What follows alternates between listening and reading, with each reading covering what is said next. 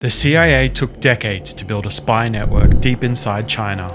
Then, in the space of just 2 years, 20 of their informants disappeared. It was one of the worst intelligence failures in history, involving secret chat websites, a potential mole, and a whole lot of incompetence. And today, I'm going to show it all to you. The Chinese government has systematically identified, captured, and killed up to 20 informants working for the CIA.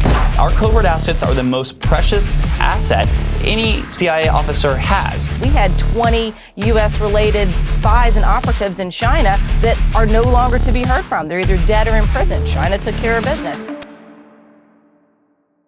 It's 2006, 4 years before the China incident, and a private contractor named John Reedy is working deep inside one of the CIA's most secretive branches. Reedy is in charge of locating informants and setting up communications with them.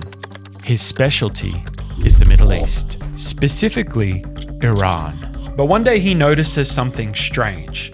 I want you to take a look at this document that Reedy filed.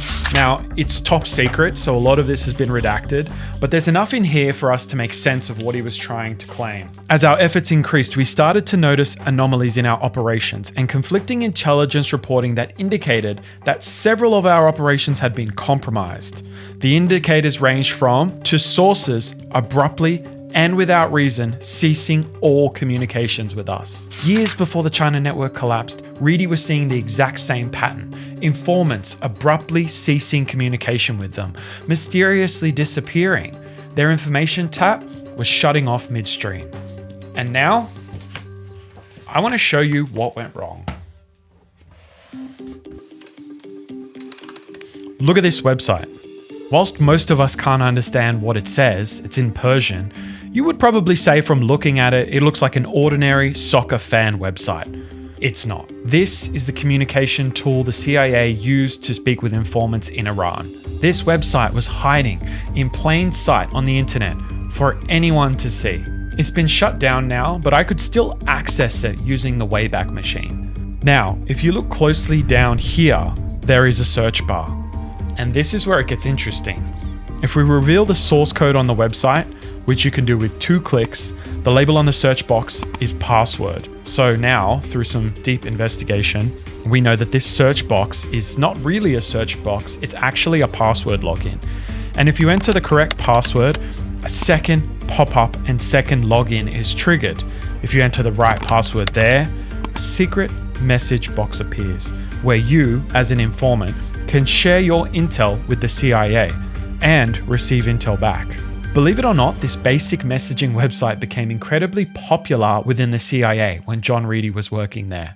At first, it was only used for communicating with sources in hostile areas, like war zones, where it was too dangerous to meet in person. But as it was so convenient to use, it spread way further than that.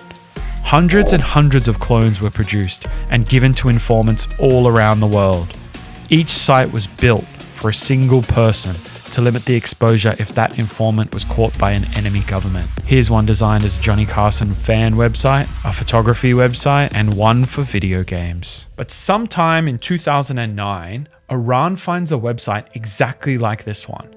Sources believe that a double agent led them there. And once they had access, they start to dig, using Google of all things. Iran notices that these websites have specific digital fingerprints.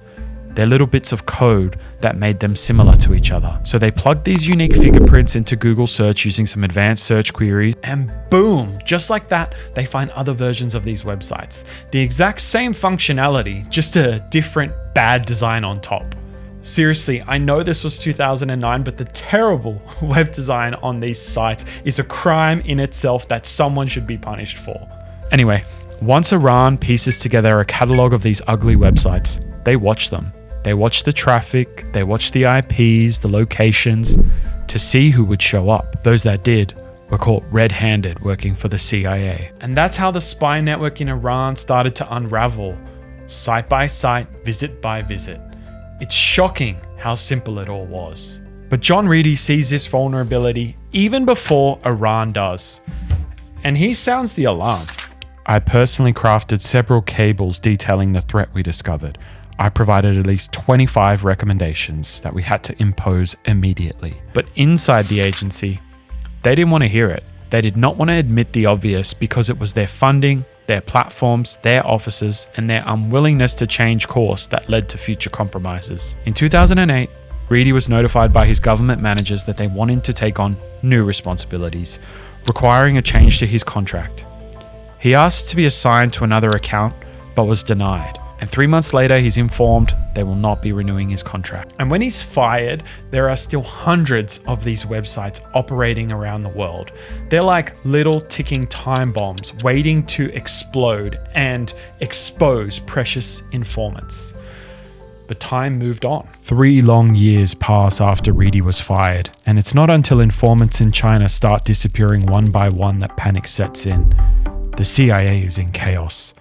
The panic triggers the creation of a joint CIA-FBI task force, codenamed Operation Honey Badger. These guys had to find the leak and stop it. But as Operation Honey Badger starts investigating, the dodgy chat websites are not their focus. Rather, another possible explanation appears. A mole. Someone who has been inside the CIA. And as the mole team starts to build a profile, one name keeps coming up. Jerry Chun-Shin Lee. On paper, he ticks every box. Jerry Chun-Shin Lee was born in Hong Kong, raised in Hawaii, and he was an army veteran who was also fluent in Mandarin.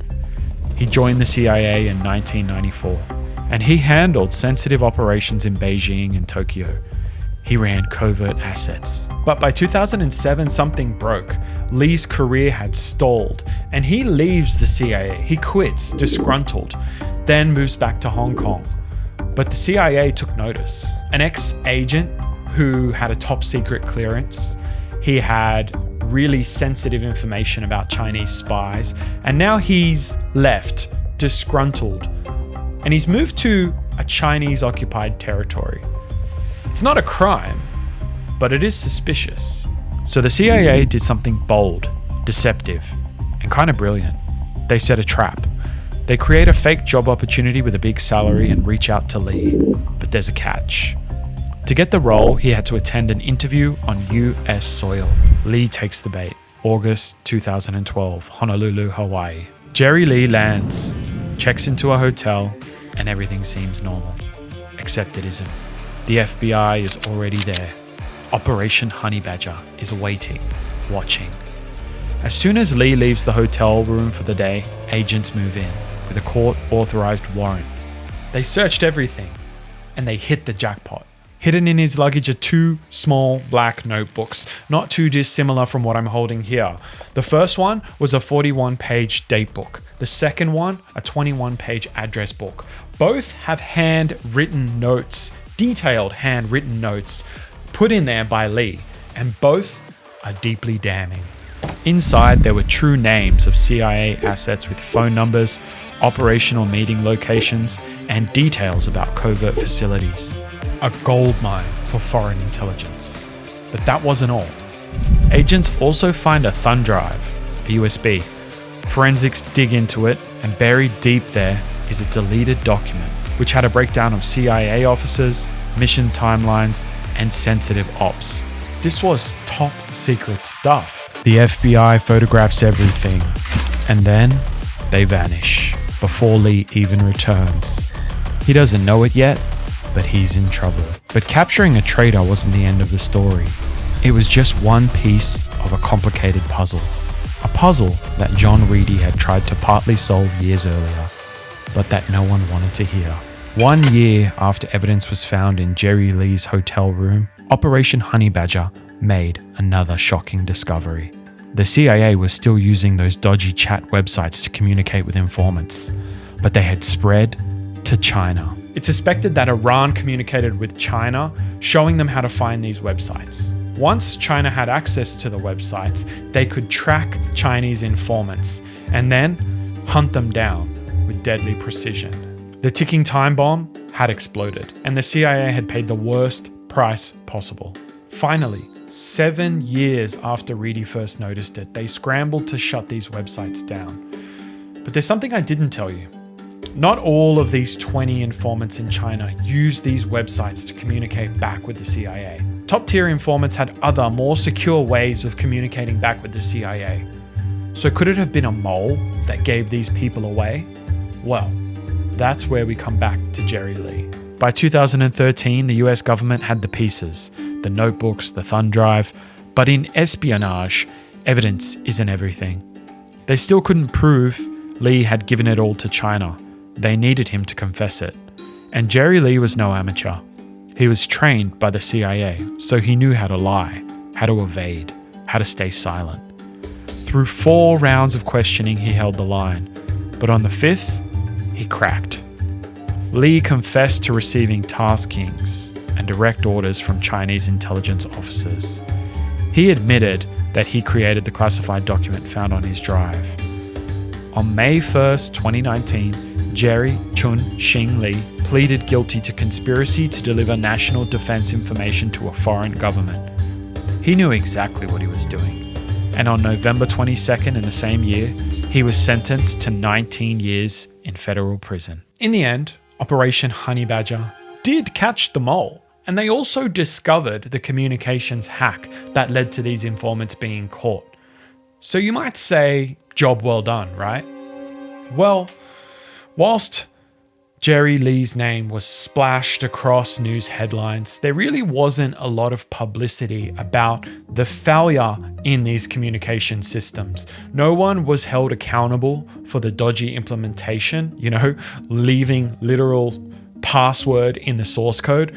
No one was held accountable for leaving these sites live and letting them spread to areas where they shouldn't ever have been used. And definitely no one was held accountable for ignoring the whistleblower, John Reedy, and ultimately firing him and kicking him out of the agency. But accountability in espionage is complicated. Intelligence agencies like the CIA prefer to remain in the shadows and operate in secret for fear of leaking unnecessary information to their enemies. That information then could be used against them. Yet secrecy comes at a price. We may never know the names of these 20 informants in China that risked their lives to bring back information to the US. And some of them actually paid the ultimate price with their life to do that. Their sacrifice remains hidden, their names unknown. Should the CIA have held people accountable for these failures? Or is secrecy just the cost of doing business? I'd love to know your thoughts, so let me know in the comments below. Speaking of accountability, Israel's spy agency Mossad was never held accountable for the shocking crime they committed in Dubai in 2010. If you're interested in that story, you should watch my video on it right now.